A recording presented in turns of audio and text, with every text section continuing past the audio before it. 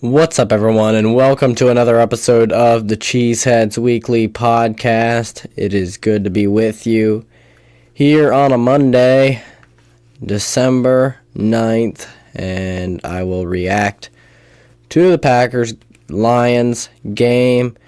Very close game, 34-31, the final. Packers lose to the Lions in Detroit. We'll break it all down here in a second. Just want to let you know to, hit that follow or subscribe button wherever you're listening or watching the show. That's much appreciated. I realize if you're on YouTube, we have not been able to get the show on Spotify. So if you're able to listen to this on YouTube, I realize if you're on Spotify, you're not even hearing this, possibly. Hopefully we can get it out there. And last week's episode, for some reason, their website is not working so well, so we'll see what we can do there. Excuse me. Got something in my eye there for a little bit. And, as always, you can tell your friends about the show. You can hit that bell icon on Spotify or YouTube to be notified when a new episode comes out. And listen. Find the show anywhere you get podcasts, at least most weeks. We'll see if we can get everything fixed and working again. So we'll get into this one. It's going to be a shorter episode. I am coming off of kind of getting over a cold a little bit, and so my voice is probably not going to hold up for too long.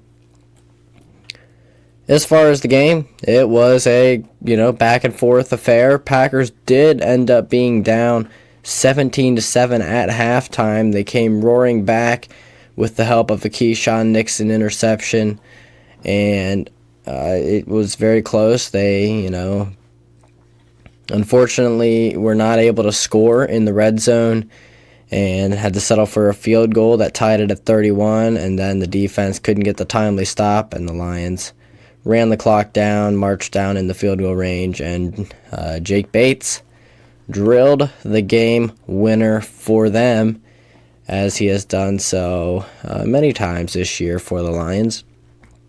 He's been a great pickup for them.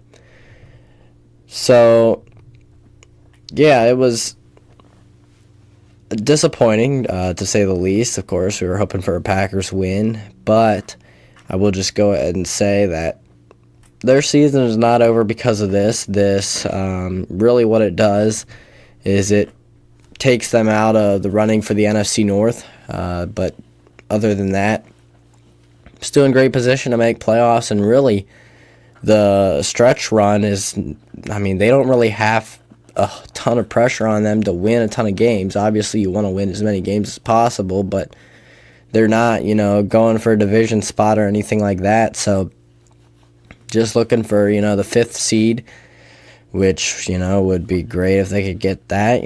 Higher seed, the better. Normally is how that works. And so, again, of course, you're trying to win games, but they don't have a ton of pressure on them, and really they could focus on just getting better as a team and figuring everything out and getting healthy, hopefully. That would be great if they could do that. There were some injuries in this one. The secondary has been quite banged up, and so definitely would help to get them healthy. Romeo Doubs has still been out. So, we'll have to, certainly something to monitor. I would expect Doubs to be back next week versus the Seahawks. The Packers are going to travel to Seattle to take on the Seahawks, so that should be an interesting game. Seahawks in the lead in the NFC West currently, and playing pretty good football, so definitely will be another good game for them, another good test, and we'll see how everything goes. That'll be on Sunday Night Football. So we get the NBC crew. I'm not even sure who that would be. I'd have to Yes, it would be NBC. I'm blanking on who the announcers would be, but I can look that up in just a minute. So, okay, yeah. Mike Tirico, Chris Collinsworth. That's right. Should be interesting. Should be a lot of talk about Patrick Mahomes throughout, the broadcast, and especially if Jordan Love plays real well, we'll hear some Patrick Mahomes comparisons. Chris Collinsworth seems to like to talk about Mahomes, so we'll see where that goes. I'll get into my players of the game, and we'll go from there. On offense, number 1 is Christian Watson. Now, it was quite the roller coaster for him in this game. 4 receptions, 114 yards. Pretty much up and down a classic Christian Watson game. Basically, every reception was a big chunk, big play type of play. And, only 4 receptions. That's just what he does. But also had a fumble, pretty key fumble. He made a great catch down the field, and really kind of just went airborne for a little bit.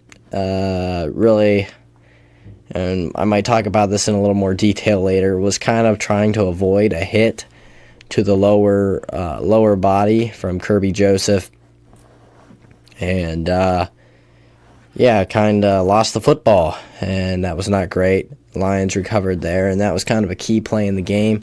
Also got flagged for a controversial offensive pass interference. It negated a touchdown to Josh Jacobs, and that was the key drive that the Packers got stopped in the red zone and were forced to tie it up instead of going up by 4, which would have made things significantly harder for the Lions' offense and easier for the defense.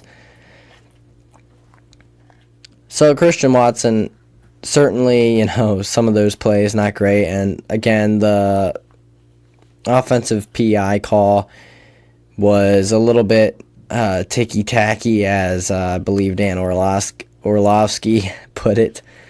But really, to me, it's a penalty. I realize it looked like he was running a route and everything. I think maybe he was too, but it's hard to tell from the official standpoint. And really, it probably wouldn't have been a touchdown if he did not run into Kirby Joseph there.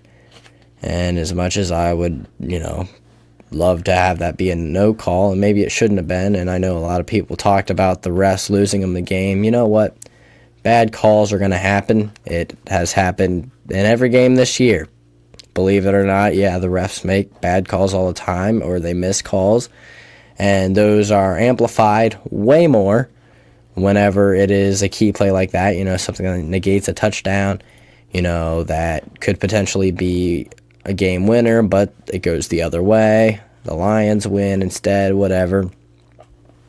We still don't even know if the Packers defense would have got the stop and held the Lions out of the end zone. So, Lions could have still won. There was a good bit of time on the clock at that point. So, again, I don't believe in blaming refs for losses. I realize there were some missed calls, but the Lions are a good football team. They play hard. They're physical, and, we hear a lot of Packers fans say how dirty they play. Yeah, Kirby Joseph has some questionable hits, but who's to say he's the only one hitting guys low like that? If it's a good way to tackle someone, that's probably the way they're going to tackle someone, So that's just the way it is.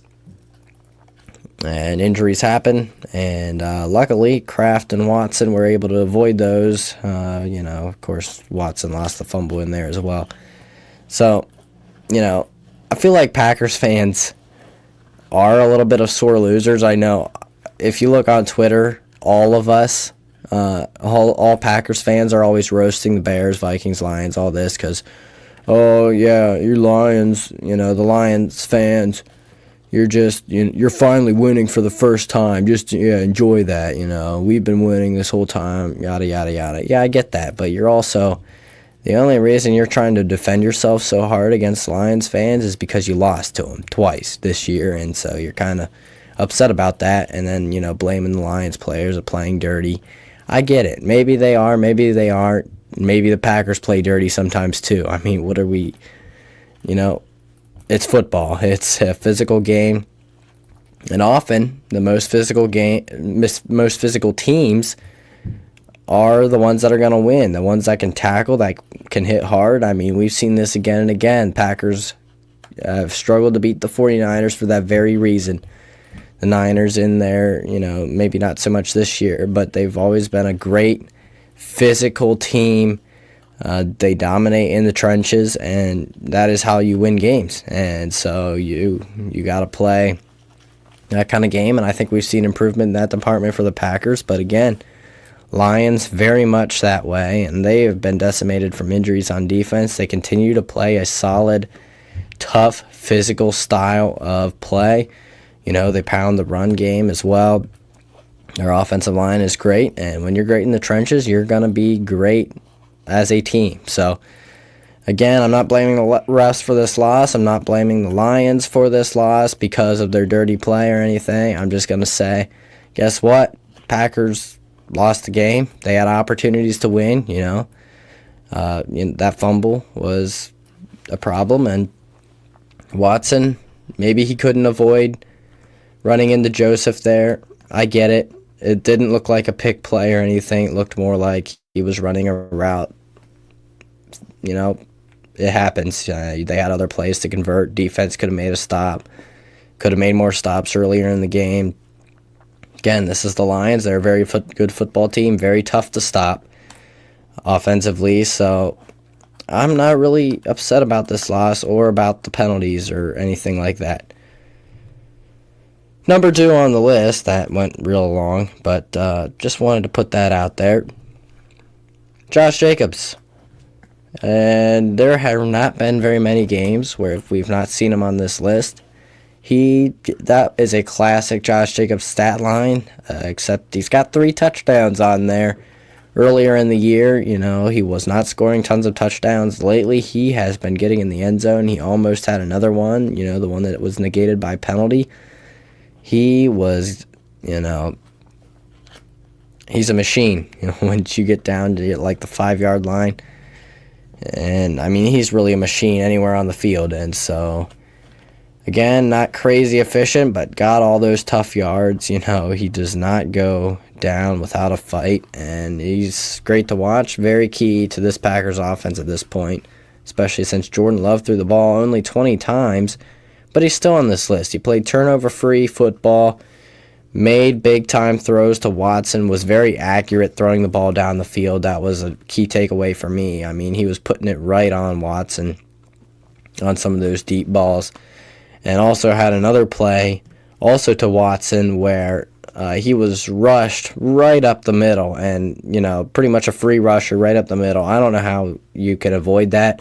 Jordan Love did, sidestepped, stepped up, and just literally threw. He's focusing on saving his life, and and he just steps up, looks up, sees Watson, rips it, and it is a perfectly accurate dot right to Watson. And I mean, that was just an incredible play. You'll have to check that out. It's circulating social media for sure, but man, looking a little Mahomey there, as Tony Romo would say.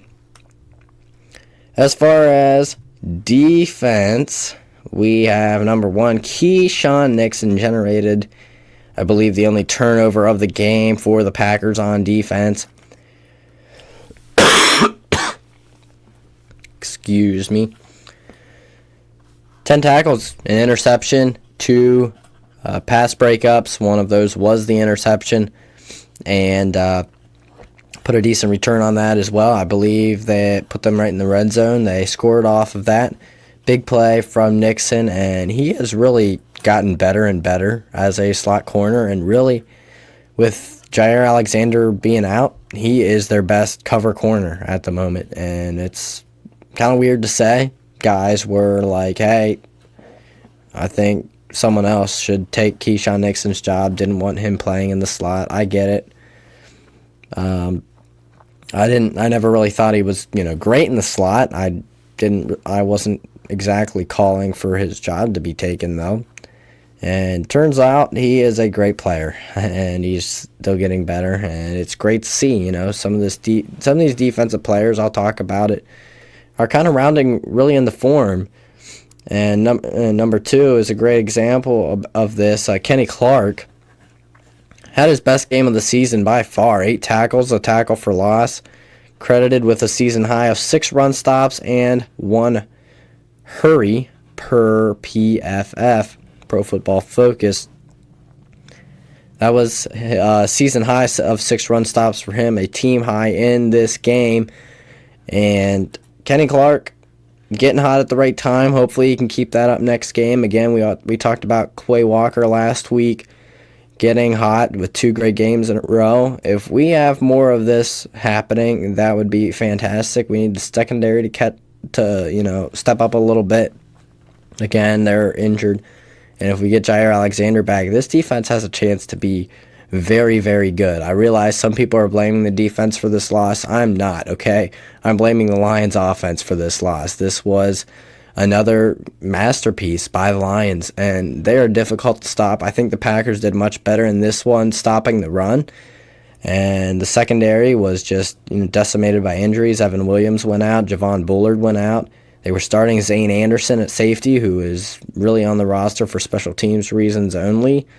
And, credit to Zane Anderson. He made some plays towards the end of the game, too. I was very impressed with what I saw from Zane Anderson. But, again, very thin in the secondary. And when you have to trot out guys like Eric Stokes, who has been one of the worst corners in the league this year, you're going to get beat. And Eric Stokes got beat for a touchdown by Tim Patrick. And I'm sure many other times as well. So I think, if the offensive line can kind of dominate a little bit more, like we are kind of used to seeing with Kenny Clark there. And the next guy here, Devontae Wyatt, had 4 tackles, a QB hit, and 2 run stops per PFF.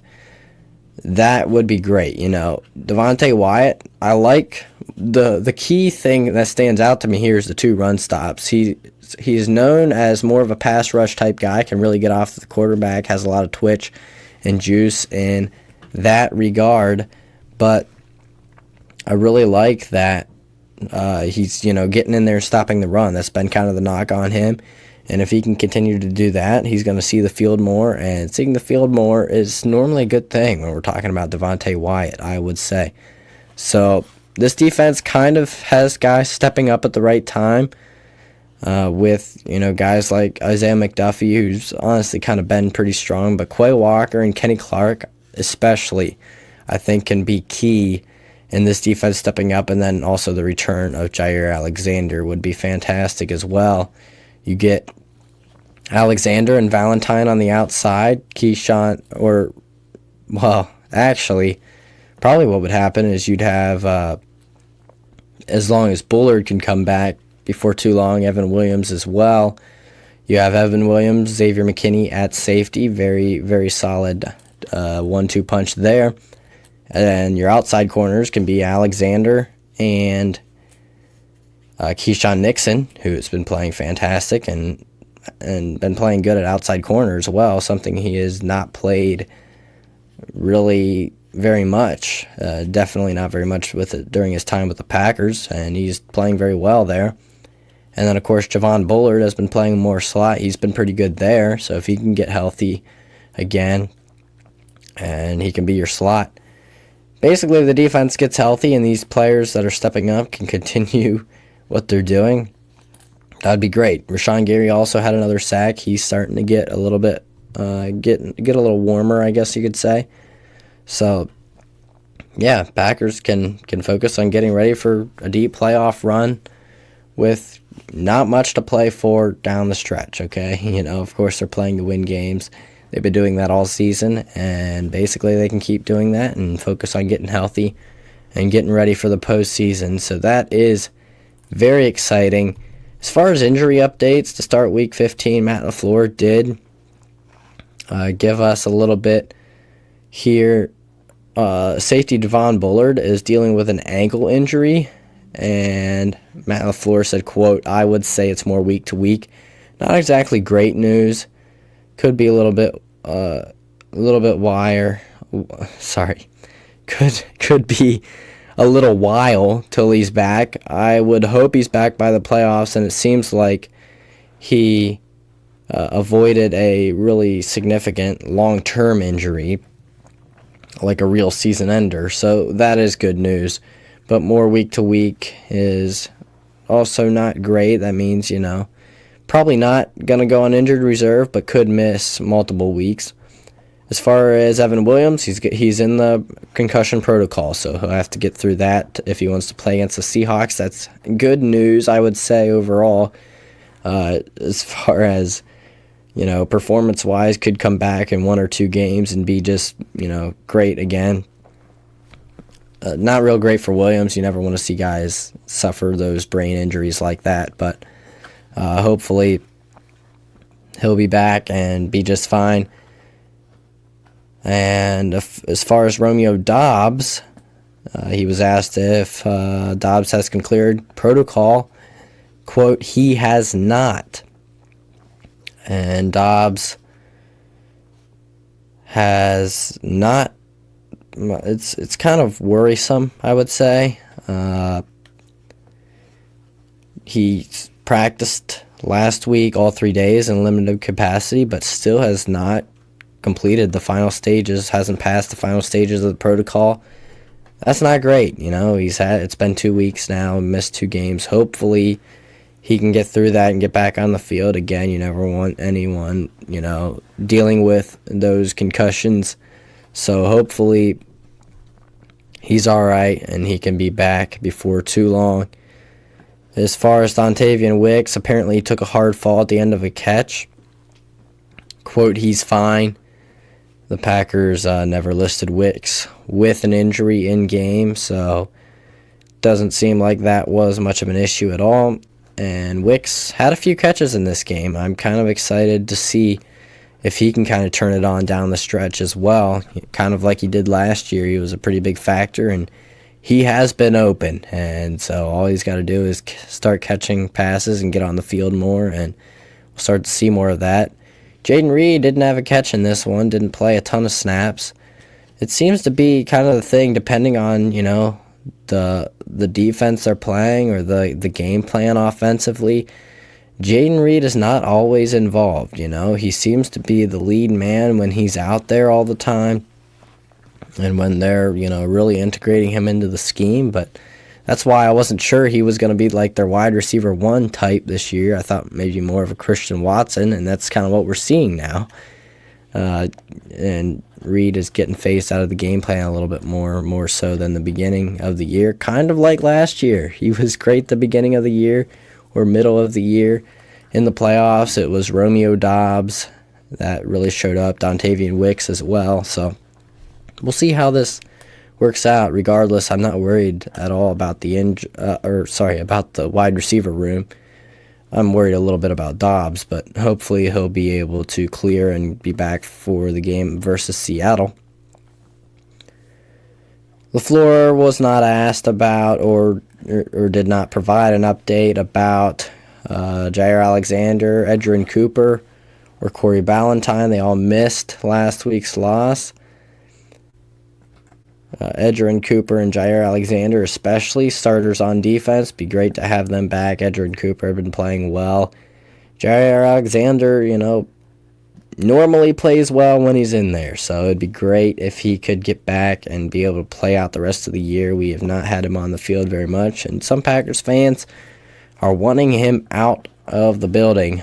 I'm not quite there yet, but certainly would be nice if he could get on the field. And again, injuries happen. Not really the player's fault, and you feel for Jair a little bit. And hopefully he can be back. I'm sure he wants to be back. And I'm sure he will be as soon as possible. Possibly as soon as next week. We will see how that works. Also, in other news, no updates yet as far as when they will be back, but offensive lineman Jordan Morgan and tight end Luke Musgrave eligible to come off injured reserve this week. It has been a hot second since I've seen Luke Musgrave on the field, and he was not super involved. Seemed to kind of lost the number one tight end job to Tucker Kraft. Hopefully he can be back and be a threat. He is a talented player, and I still believe, he has something to offer this team. So it'd be great if he could come back from injury and, be back to, making a few plays a game, especially in the passing game and downfield passing especially. So official practice report will come out on Wednesday. That is all the injury stuff I know based on what I've seen. So hopefully, again, a little bit beat up. Be great if we could get healthy for the next few games, but again, not a critical matchup with Seattle. Be great to win, obviously, but be a great test, and it's good to get the backups playing time. You never know when an injury will hit during the playoffs as well. So just trying to prepare for playoffs, and hopefully we can continue to improve in key areas. I have no doubt that the Packers can come back and beat the Lions in the playoffs. They will be back, and they will be better than ever, especially if they can get healthy on the defensive side of the ball. That will about do it for me in this episode. My voice is wearing out a little bit now. So I will talk to you guys later. I hope you enjoyed it. Thank you for listening. I appreciate it. I will talk to you next week. Go Pack, go.